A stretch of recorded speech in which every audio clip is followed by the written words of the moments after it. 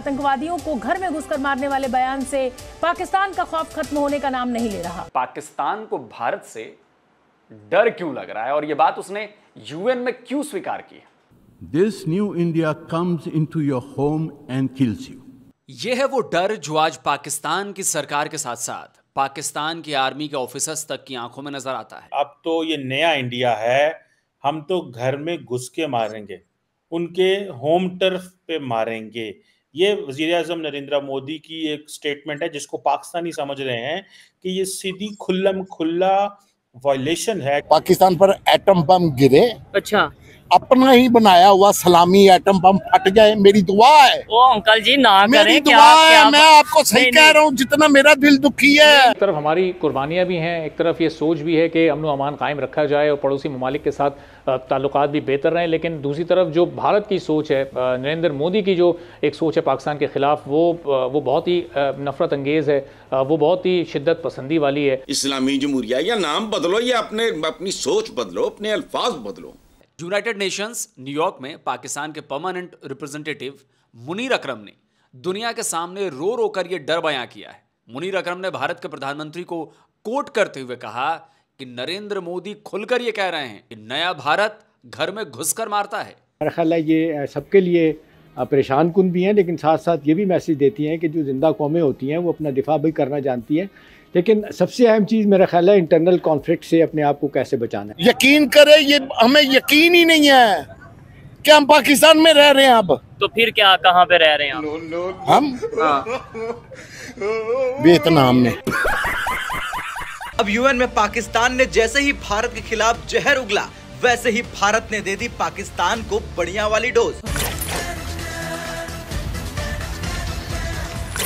नमस्कार, जय हिंद दोस्तों, प्रधानमंत्री नरेंद्र मोदी के दमदार बयान से पाकिस्तान किस तरह से घबराया हुआ है, इसका ताजा वाकया उस वक्त देखने को मिला जब वह संयुक्त राष्ट्र में भारत के खिलाफ अनाप शनाप शिकायतें लेकर पहुंच गया।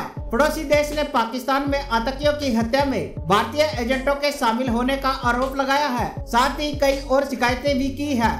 कभी आतंकियों के दम पर भारत को बात बात में गीदड़ भपकी देने वाला पाकिस्तान मोदी राज में इस कदर खौफजदा हो गया है कि वह संयुक्त राष्ट्र में अजीबोगरीब शिकायतें करने पहुंच गया। भारत के खिलाफ शिकायतों की लंबी लिस्ट लिए पाकिस्तान को यूएन में गिड़गिड़ाते और रोने के अंदाज में शिकायत करते देखकर आप भी हैरान रह जाएंगे। पाकिस्तान ने संयुक्त राष्ट्र सुरक्षा परिषद के अध्यक्ष को एक पत्र लिखकर भारत की लंबी चौड़ी शिकायतें की है। शिकायती पत्र में कहा गया है कि हमें ऐसे सबूत मिले हैं कि भारत पाकिस्तान में हत्याएं करवा रहा है। इसमें पड़ोसी ने अपने देश में हुई कई हत्याओं का जिक्र भी किया, जिनकी किसी अज्ञात हमलावरों ने हत्या कर दी थी, मगर पाकिस्तान ने इसका आरोप भारत पर लगाने का प्रयास किया है। दोस्तों, भारत के प्रधानमंत्री से लेकर रक्षा मंत्री तक सबने इस तरह के बयान दिए हैं, ताल ठोक कर कहा है कि भारत घर में घुसकर मारता है, लेकिन उन्होंने और भी बहुत कुछ कहा है। पीएम मोदी और रक्षा मंत्री राजनाथ सिंह का यह बयान उन आतंकवादियों के लिए है जो भारत में हमला करके पाकिस्तान में जाकर छुप जाते हैं। पाकिस्तान उन आतंकवादियों को सपोर्ट करता है, उन्हें हथियार और पैसे देता है और हमले के बाद उन्हें शेल्टर देता है, उन्हें बचाता है। भारत ने उरी और पुलवामा में हुए आतंकी हमलों के बाद पीओजेके में सर्जिकल स्ट्राइक और बालाकोट में एयर स्ट्राइक की थी, और वो इन आतंकवादियों के खिलाफ थी, ना तो वो किसी सिविलियन ना किसी मिलिट्री इदारे के खिलाफ थी। पीएम मोदी इन्हीं स्ट्राइक्स की बात करते हैं। भारत सरकार ने साफ कर दिया है कि अब भारत में आतंकी हमला करके पाकिस्तान और पीओजेके में जाकर छिप जाने की स्ट्रेटेजी जो है वो उनकी चलेगी नहीं। अब भारत भी आतंकवादियों को उन्हीं की भाषा में जवाब देगा और तगड़ा जवाब देगा।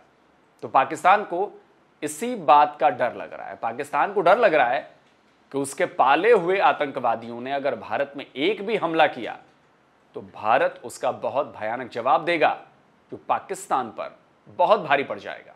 तभी न्यूयॉर्क में यूनाइटेड नेशंस की जनरल असेंबली में जब दुनिया गाजा संकट के समाधान पर बहुत गंभीर चर्चा कर रही थी, इजराइल हमास के बीच चल रही लड़ाई को खत्म कराने के उपाय तलाश रही थी, इजराइल फिलिस्तीन कॉन्फ्लिक्ट को खत्म करने के रास्ते खोज रही थी, उस वक्त भी पाकिस्तान अपनी दो कौड़ी की हरकत से बाज नहीं आया। यूएनजीए की मीटिंग में जब पाकिस्तान की बारी आई तो लगा कि वो इजराइल फिलिस्तीन कॉन्फ्लिक्ट के सॉल्यूशन पर कोई बात करेगा।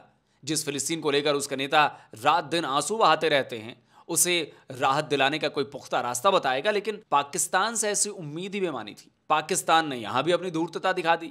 उसने गाजा के लोगों को धोखा दे दिया। उसने यूएनजीए की मीटिंग का मोटिव और फोकस गाजा से मोड़कर कश्मीर की तरफ करने की कोशिश की।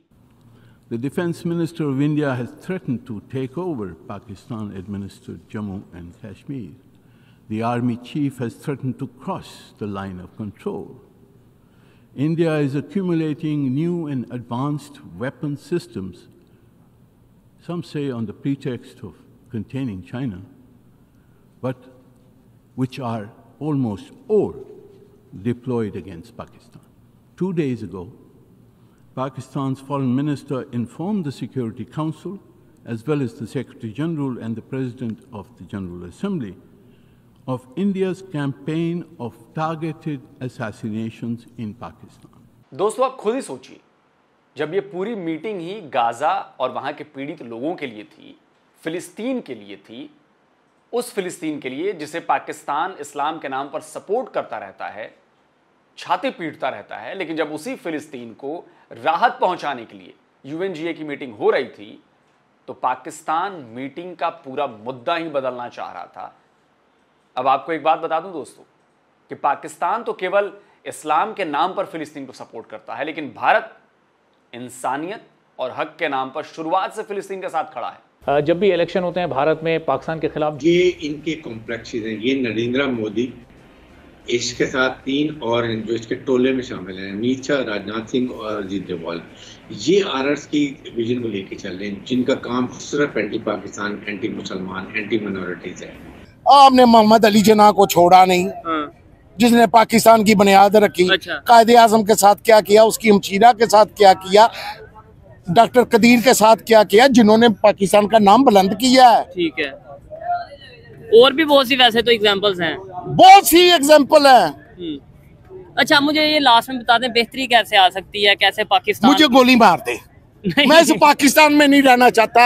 ऐसा पाकिस्तान मुझे चाहिए जहां पे ला इलाहा इल्लल्लाह मोहम्मद रसूलुल्लाह सल्लल्लाहु अलैहि वसल्लम की शान को बुलंद किया जाए। मुझे वो पाकिस्तान चाहिए, ये वाला पाकिस्तान नहीं चाहिए जिसने वो ला इलाहा इल्लल्लाह मोहम्मद रसूलुल्लाह के नाम पर पाकिस्तान बने हुए का आईन ही खत्म कर दिया।